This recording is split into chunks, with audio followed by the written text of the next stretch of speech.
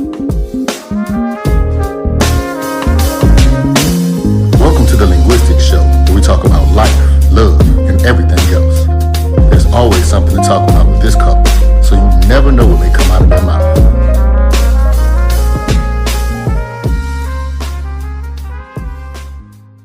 Hey everybody, welcome to another episode of the Linguistics Show. I'm Karal. This is Jason.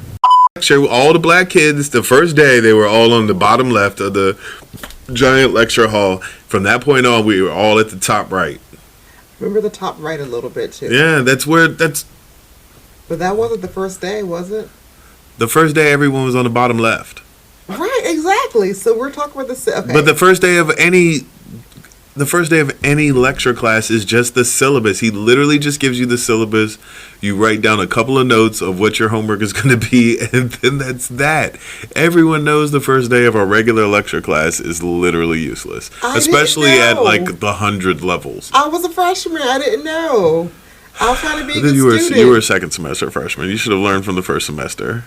First semester, I was busy partying too much. See, there you go. That's your problem. That's your problem. There you go. I had to redeem myself. There you go. That was the problem all along.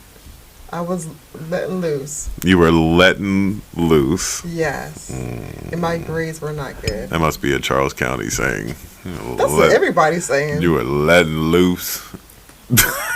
You were letting loose. That don't sound like everybody saying. I ain't never once in my days ever said letting loose. Okay, well that. And I'm part of everybody. Okay. So yeah, the Linguistics Show. Why is it the Linguistics Show? Well, it's because we met in linguistics class at University of Maryland. Now, this is a actual, really hotly contested topic in our household. There are multiple versions of this history. And history is usually defined by the victors. So I will let my wife go ahead and tell you how we met. Okay. And then you'll hear my version later because that's the real version. Well, there's always his version, my version, and the truth. So now I will say I was not doing too well in school in my freshman year. Excuse me, my first semester of freshman year. So I used the whole winter break to have my parents, mainly my dad, lecture me about how college isn't free, how I need to be doing better, and they don't expect this kind of behavior from me that happened in my first semester. So for second semester, I was dead serious about trying to get back on track. The first day of school was actually a snow day, and so we met, I think on that Wednesday, something like that. But I was a good student trying to just get back on track by sitting in the first row of class so I can be attentive, hear our professor, whose name I still actually remember, Dr. Staley. What's wrong with Staley? That's a normal name. You're like Don Staley. Okay, so I was in the first row with my notebook, ready just to hear what's going on so I can prove to my parents that I did belong in college and that I did not party too much in my first semester. Lord have mercy. I didn't know you first semester, so you didn't know my bad choices that I made in that half of the year. We're not going to talk about that. No, we're not. Maybe on another episode. Sorry to interrupt. Maybe on another episode, Carol, we'll get into the details of her freshman year escapades. Yeah. It will fully embarrass her husband to the utmost extent. But hey, I didn't know you back then, so does that really matter? Because I didn't know you back then. Does it really matter? That's a good topic right there. Does your past really matter to your mate? That is a good one. So, as you probably heard in our preview episode, at times we get off track, but we're always going to get back on track. So here I am sitting in the first row, ready to take my notes for this class, and I hear this man talking to me behind me, talking about, I don't have to pay attention, you don't have to listen. And so I was already upset because it was cold outside. Oh my God. And I have this man telling me, like, don't pay attention. So I turn around with a major attitude, telling him to shh, be quiet, or something like that. There was definitely a shh. And so I turned back around so I can pay attention to our professor. And so That is all I remember because his version is a little bit different than mine. Now, there are some things that happened later in that semester that I did that now that I look back on were quite embarrassing. Like that wig that I wore, which may have to be saved for some other kind of discussion about things that maybe men and women do to get someone's attention. Oh, you had my attention. I was looking at, what is this silly woman doing, man? What is this girl doing? So yeah, I wore a blonde wig. That was not my wig. Thanks, Martha, for the wig, but I was trying to get his attention because there's the other woman. What's her name? I don't know. Tiana, Tisha. It was a T. And I was trying to fight for your attention. Tiana was the princess from Princess and the Frog. Tisha is Gina off Martin. Why are we doing this? Just making up names.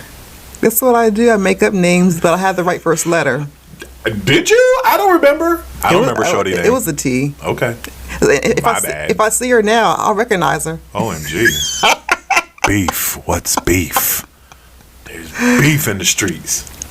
So Jason's version is a bit different than mine, but mine was just focused on just trying to be a better student and just having this man stop talking to me in my ear. First of all, you don't gotta make it sound like I was like 48 years old in college. Don't be like this man. Like I was like literally 14 months older than you. Like stop it. Stop making it sound like I'm some kind of old molester, creep, Chester molester who came into the lecture hall and was all on your back of your neck.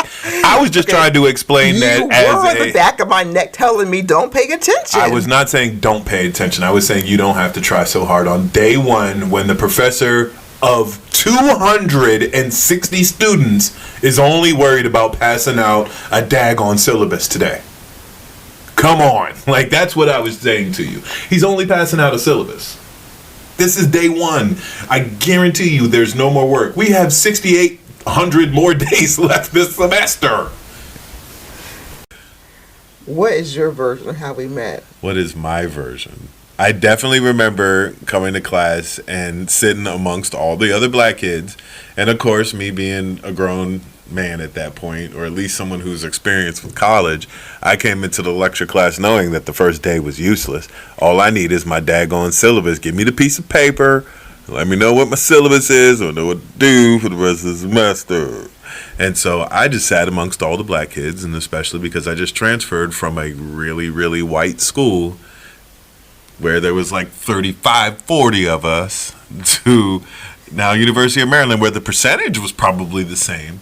Just, now there's thousands of us instead of tens of us, 20s of us. So, of course, the first thing I did was I went and go sat with the black kids because that's what we do. And I was an athlete, too. That's what we do. I feel like our college experiences may have been a little bit different. So, that's literally what we do. It was a known thing that the black kids just sit together in school. That's what we do. It's a common thing, at least in the beginning, until we realize we don't like each other or not.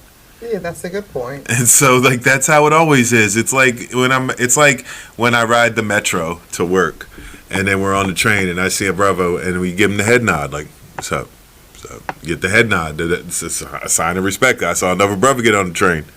You know what I mean? It's the same concept. It's like you feel more comfortable around the people that are like you. Yeah, that's just how it is. So I sat with all the black kids, and again, you weren't the only one. It was a bunch of girls sitting in a row or whatever, if I'm not mistaken. Was I in that row? Or was I somewhere else? Yes, you were sitting with a bunch of other girls, and so I said, like, you were like, shh. I think I was talking to somebody else, and you were like, shh. I'm like, yo, you don't have to pay attention. It's the first day. Just get your syllabus and get out of here. Get your syllabus, write down the daggone professor's information, figure out what homework is due, and then figure out where your lecture class is. Where your discussion class is, and let's keep it pushing. Okay. I did fake like I didn't know where I'm not going to fake like I didn't know where the computer lab is. I did not know where the computer lab was. So I did pull her over in the middle of the street, in the middle of the campus, in front of every soul that was going to school that day on a Wednesday, or I think it was a Wednesday. Yes. But the point is that I did do that, and I did not know where the computer lab was because I played football at a small school for 2 years, And then I transferred to University of Maryland. And even though I'd been to University of Maryland 100 times, I'd never been to any of the classes or any of the actual important buildings. I've been to the Student Union. I've been to Cole Fieldhouse. I've played football at Bird Stadium. I've been to the Combine at the football practice complex. That's about it. I've been to basketball camp. Seen a couple dorms.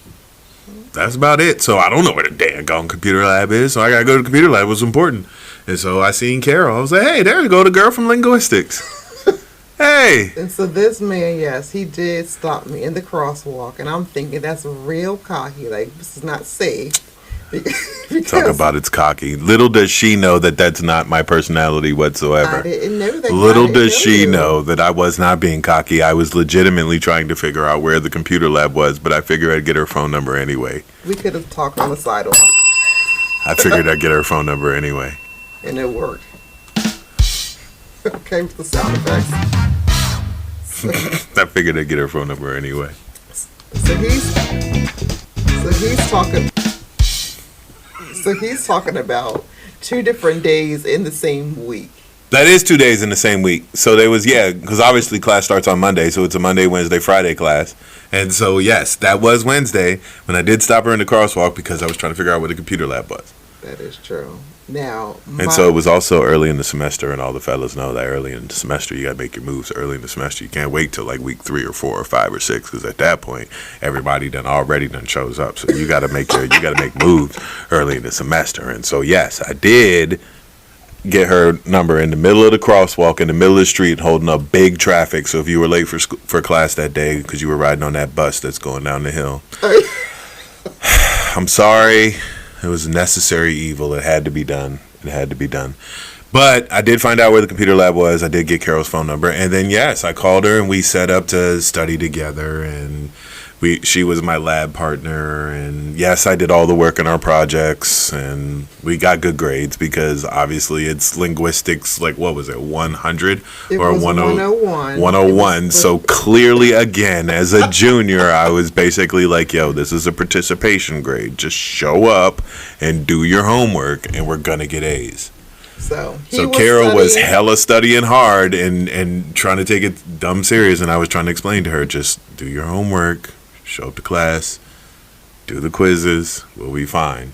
And of course I did do all the work on the group projects because, obviously literature and history and things like that, that's what I'm good at. That's my strength as far as school is concerned. So I was too busy studying you instead of studying linguistics. There you go.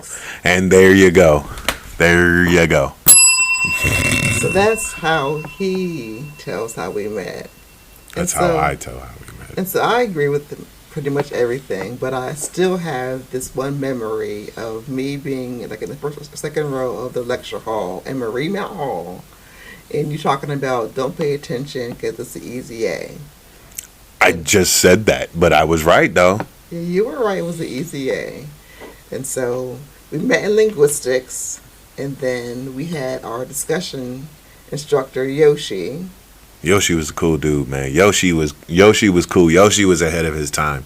Yoshi was like Han off Fast and Furious. That's a good point. Yoshi was cool, man. He was just like Han off Fast and Furious. Remember, he had the long hair.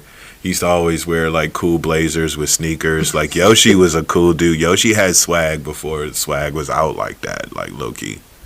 Yeah, so when you take it back to our discussion class, now I remember vividly for a discussion that you came in late. And so my first impression, not even the whole don't worry about it because you're going to get an A in discussion. So for those of you who don't know, discussion is the really small group of students from the lecture hall who were in with a different TA. And so I'm thinking, who does this man think he is coming up in here all late? No, this is already a small class. Cocky as can be. What's wrong with him? Again, little does she know I'm not being cocky. I transferred from a small school where I played football, and I knew where every building was because it was a small school. You could fit the whole Salisbury campus just on the left side of College Park. So I had to travel from the furthest end of that school where I had a math class for my business degree all the way over to the other side of the campus to get to linguistics discussion class. And then when I'm looking for the class, I realized I was on the wrong floor. So I literally went to class for about 10 minutes in the wrong class before I realized I was in the wrong class. And then I stood up, got up and left, and then I went to the proper class and I was like, oh, okay, here I am. Sorry I'm late, Yoshi. Yoshi was cool about it, man. He's a cool dude. Mad late. And so my first impression was he's cocky, but I learned quickly that he's not. That he's a really nice guy. He was just trying to get adapted after his transfer. You ain't know nothing about no daggone transfer right away like that. You ain't gotta say it like that. I learned that he was trying to get adapted from his transfer. She thought all kinds of crazy stuff about me. I was a wild dude back then. I was definitely not normal. I was definitely stereotyping based on how you look, and I was wrong about my stereotypes. Because, I mean, I thought with you being light-skinned, curly hair, you're going to have an attitude, think everybody want to be with you. But what does that have to do with linguistics? Again. That's my first impression of you. Who is this dude? That's her first impression. Who is this thing? Coming in all late. But needless to say, we became friends. And so we're now married 17 years. Going on 18 years with 3 daughters. So that's 2 different versions of the story. So how did you and your significant other meet? Let us know at thelinguisticshow@gmail.com. Maybe we'll put your story in the show. Thanks for joining us for another episode of The Linguistics Show with Karal and Jason. Make sure that you rate us, review, subscribe to us on all of your podcast platforms. Hit that little thumbs up button, like. And also, follow us on Instagram at Linguistics Show. You're also going to find extra content that didn't make the actual episodes. Bye! See y'all. If you enjoyed this, like, comment, subscribe, and share to the Linguistics Show.